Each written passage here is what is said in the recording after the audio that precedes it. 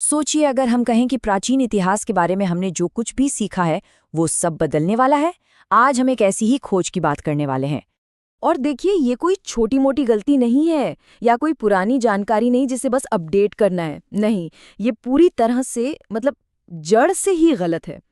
और इसका कारण तुर्की में एक पहाड़ी के नीचे एक ऐसी चीज दबी मिली है जो इतनी इतनी पुरानी और इतनी मॉडर्न है कि वो हमारे इतिहास को सिर्फ चैलेंज नहीं करती बल्कि उसे पूरी तरह से तहस नहस कर देती है।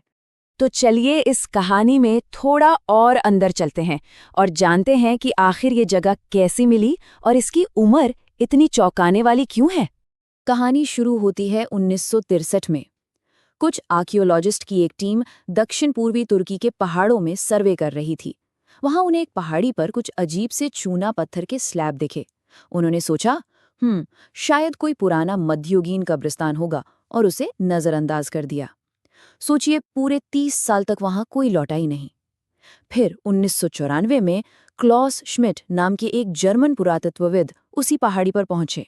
उन्होंने बस एक नजर डाली और फौरन समझ गए, ये कोई आम कब्रिस्तान तो बिल्कुल नहीं है।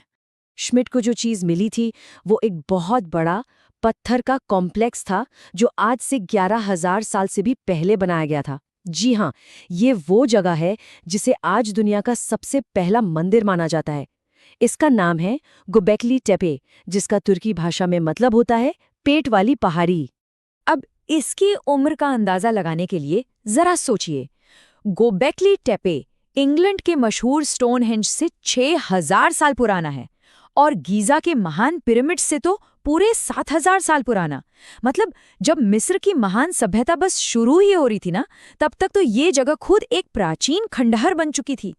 तो ठीक है, ये बहुत पुराना है, ये तो समझ आ गया।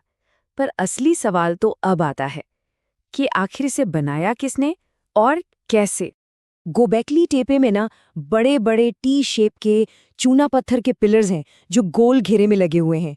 इनमें से कई पिलर्स तो करीब 18 फीट ऊंचे हैं और उन पर कमाल की बारीक नक्काशी की गई है। अजीब से सिंबल्स हैं और जंगली जानवरों की तस्वीरें हैं, जैसे शेर, लोमड़ी और तरह तरह के पक्षी। और बस यहीं आकर सारा खेल उलझ जाता है। पता है क्यों? क्योंकि हमारी अब तक की समझ के हिसाब से ऐसी जगह का होना ही नामुमकिन है। गोबेकली टेपे उस जमाने का है जब इंसान ने खेती करना भी नहीं सीखा था, जब लोग एक जगह टिक कर रहते ही नहीं थे। और आर्कियोलॉजिस्ट्स हमेशा से यही मानते आए हैं कि इतने बड़े बड़े स्ट्रक्चर्स बनाने के लिए ये दोनों चीजें तो जरूरी है। सीधी सी बात है, उस जमाने के लोग इसे बना ही नहीं सकते थे, पर ये तो बना हुआ है। इसे बिना किसी मेटल के औजार के बनाया गया था। पहिए का तो आविष्कार भी नहीं हुआ था। मतलब उस दौर की किसी भी एडवांस टेक्नोलॉजी के बिना ये खड़ा कर दिया गया। और सुनिए, इनमें से हर एक पिलर का वजन 10 टन से ज्यादा है। 10 टन! इन्हें एकदम परफेक्ट तरीके से तराचा गया, सही ज्योमेट्रिक पैटर्न में लगाया गया और सैकड़ों मीटर दूर की खदानों से खींचकर यहां लाया गया। लेकिन रुकिए, कहानी का सबसे बड़ा ट्विस्ट तो अभी बाकी है।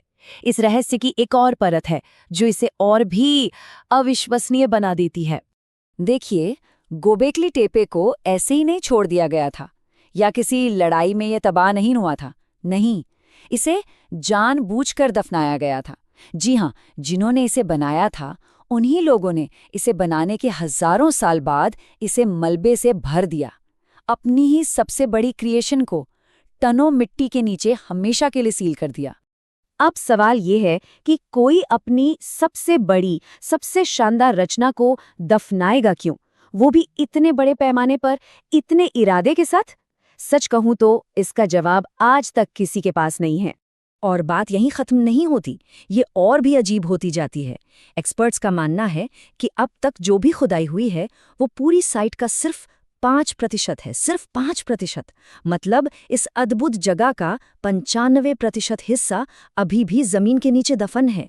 सोचिए, शायद मानव इतिहास की सबसे बड़ी खोज, और हमने उसे सिर्फ झांक कर देखा।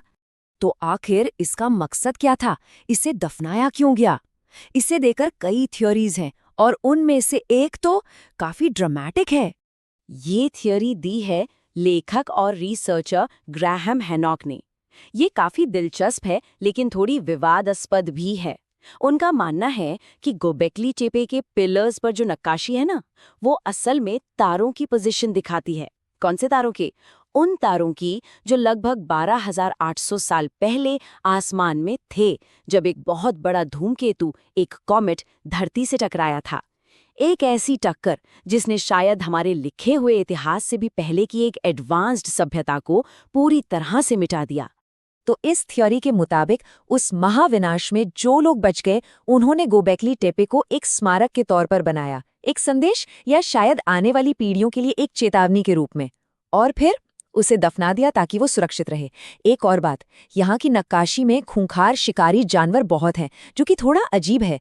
इसी वजह से कुछ रिसर्चर्स को लगता है कि इस जगह का ताल्लुक मौत या किसी बड़े खतरे से था।